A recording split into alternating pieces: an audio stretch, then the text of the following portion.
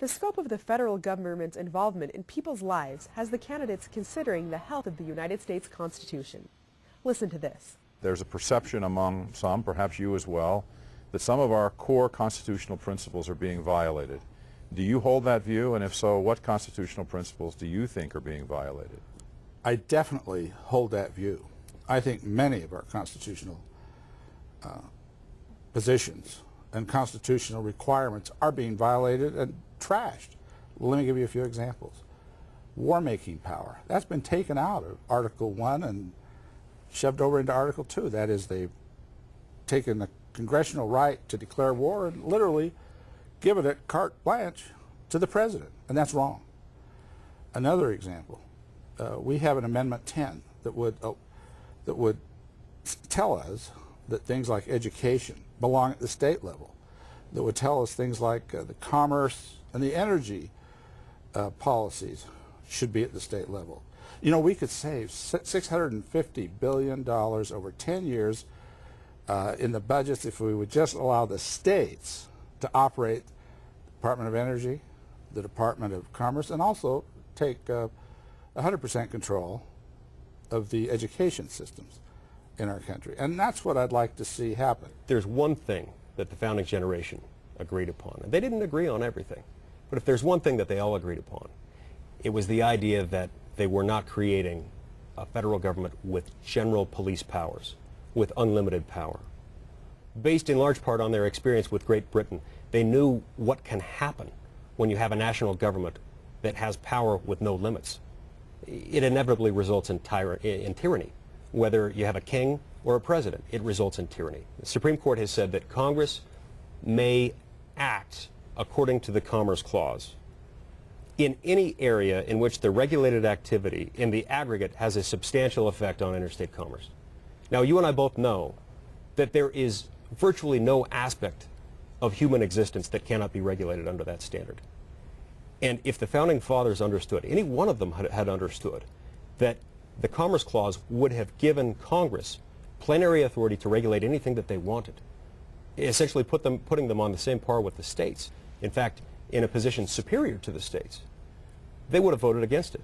Okay. And even if they would have still signed the document, I can guarantee you that the document wouldn't have been ratified, especially in states like Massachusetts, Virginia, and New York, where the ratification debates were tight and the vote was close. Founding Fathers expected the Congress to be the dominant political institution in America, and it's not.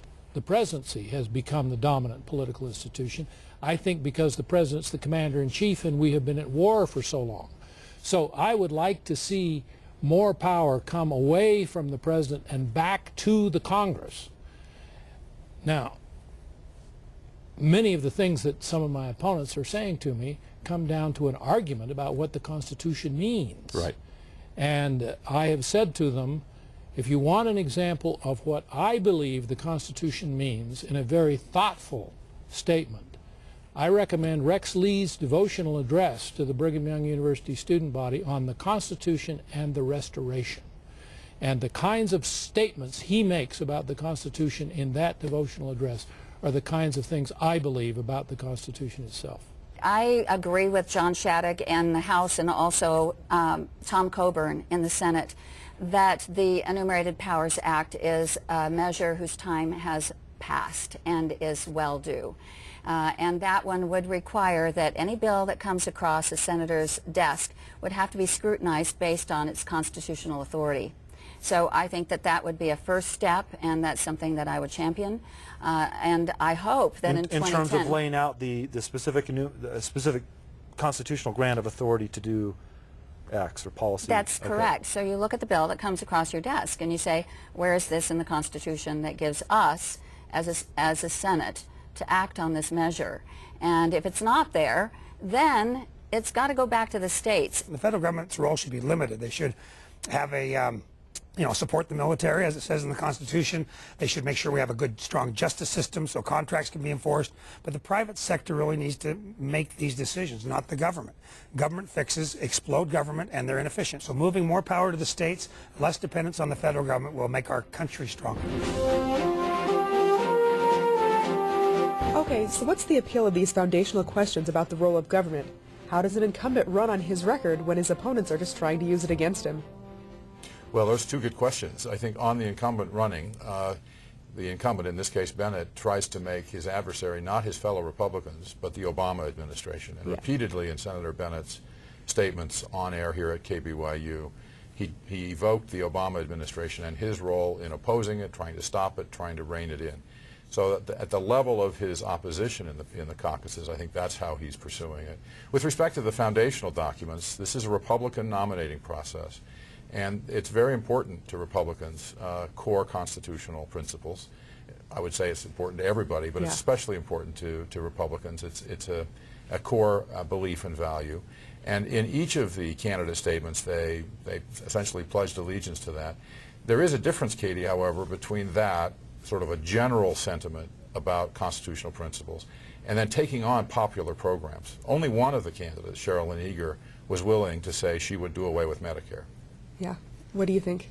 Yeah, I think it's very, very difficult for a candidate, an incumbent candidate, to run on a record, especially when you've had a record built up over 18 years. Over that period of time, you acquire enough votes, you make enough votes that people can actually find something to nitpick, yeah.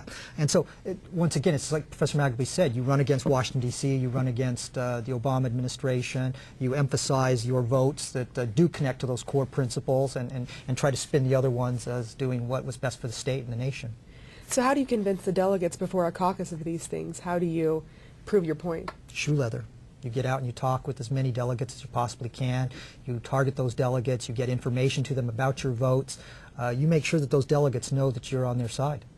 It's organization, organization, organization, and Senator Bennett has been a master of this in his past campaigns. We forget sometimes that he took on a much better funded candidate, Joe Cannon, in a contested fight once before, and was able to surprise lots of people by this kind of person-to-person contact that Kelly has just indicated. Yeah, okay. So now from red to blue, we've heard from Republicans, but there are also two Democrats trying to win Bennett's seat. They're working to get caucus delegates to support them Tuesday night at the meetings. We put the same sorts of questions to them. Here now is Christopher Stout, an accountant and founder of a company offering consulting on sales tax issues. What's your position on earmarks, and what would you do one way or the other if you were elected to the Senate seat? My position is that we need to restrict earmarks, only maybe a couple per representative or senators every year. I think that's probably the best way to channel the money to where it's needed. I mean, we realize that, you know, there might be a project here in Utah that we have to get funding for. Well, we have to prioritize. You know, we're deep in debt. We have deficits that are mounting every year. We've got to be able to prioritize where those projects, how they're going to be completed, and which is the most important. So you would favor the practice of using earmarks? Oh, certainly. There's nothing wrong with that. How would you decide which projects in Utah deserve the funding, which ones do not deserve the funding? Again, the seat that Senator Bennett holds belongs to the people.